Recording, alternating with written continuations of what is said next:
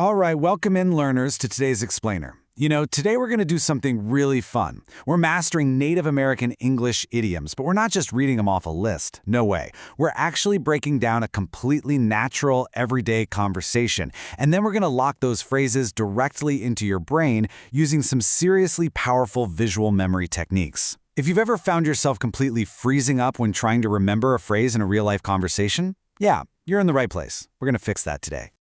So here is our game plan for today. First up, the cookie conversation. Second, we'll do a listen and repeat drill. Third, we build the Victory Memory Palace. And fourth, our final review. Let's jump right in. Section 1. The Cookie Conversation. Bob and Susan's Big Win.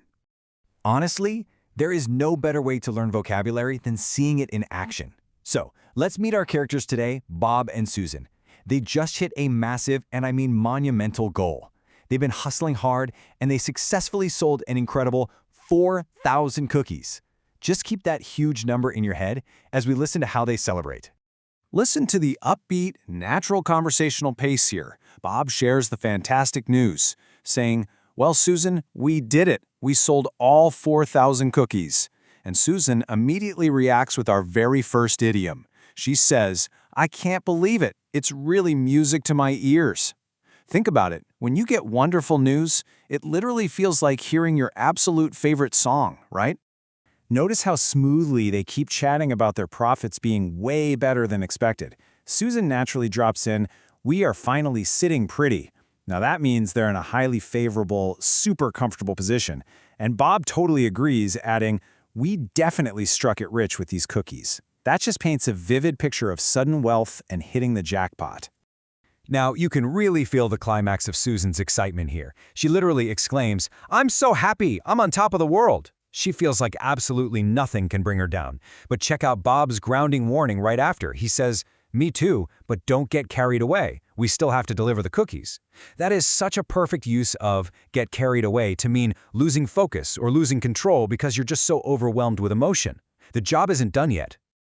So the dialogue wraps up with this very common, super casual phrasing. Susan insists they celebrate first, telling him, "You deserve it." And Bob decides, "Thanks. I think I'll go take off for a few hours and relax." Susan agrees with, "Good idea. You've certainly earned it." This is exactly how native speakers use the phrasal verb take off. It just means leaving a place, usually to head out and relax. Moving right along to Section 2. Listen and repeat drill. Mastering muscle memory.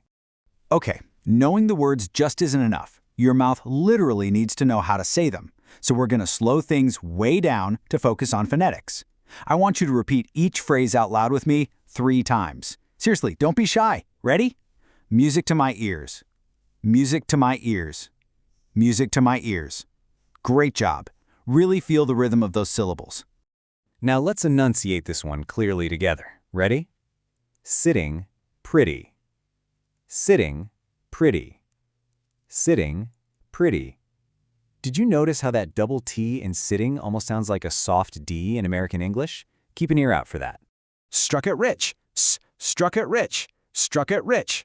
You want to smoothly link the K in struck right into the it in it. Struck it rich. Keep up the great work, active learners. On top of the world. On top of the world. On top of the world. Let all those words just flow together in one smooth wave. Let's say this next one nice and naturally. Get carried away. Get carried away. Get carried away. All right, final repetition drill to really lock in that vocal muscle memory.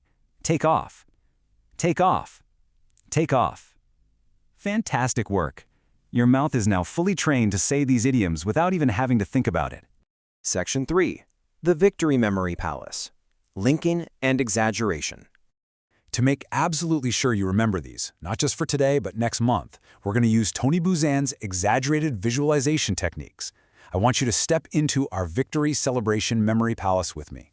Imagine you're walking up to your living room, but the entryway, it's a giant, fleshy human ear. And instead of everyday sounds, look inside that ear canal. There are tiny full orchestras standing right in there, loudly playing the most beautiful classical symphonies. It's a totally bizarre image, but it permanently locks in music to my ears. Next, you walk into the room and head for the sofa.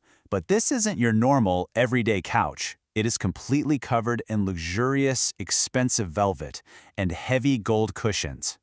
The moment you sit down onto it, a heavy, jewel-encrusted crown magically appears right on your head. You look like absolute royalty. You're safe, wealthy, comfortable. You are truly sitting pretty. Now picture the coffee table sitting right in front of that sofa. It's made of blinding, heavy, solid gold.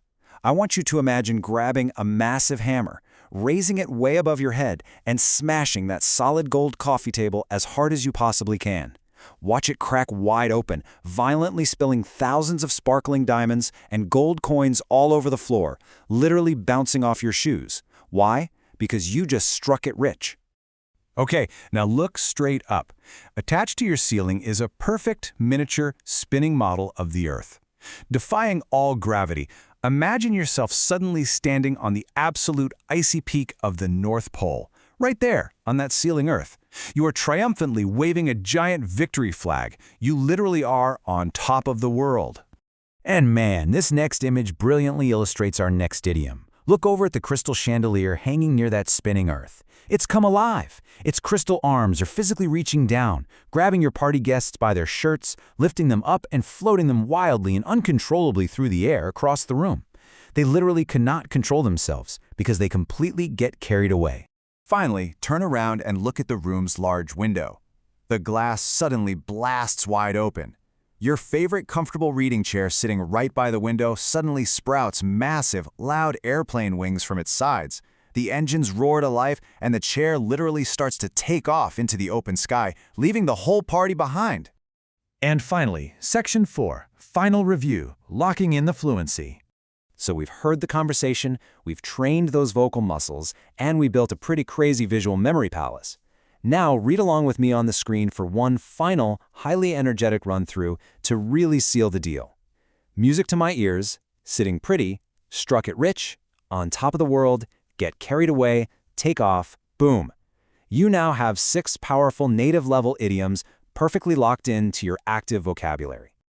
Well, we really hope this explainer has been absolute music to your ears today. But before you take off, I want to leave you with a provocative thought to spark your motivation for the week ahead. When you finally achieve that ultimate fluency you've been working so incredibly hard for, how exactly will you celebrate your victory? Keep that awesome image in your mind.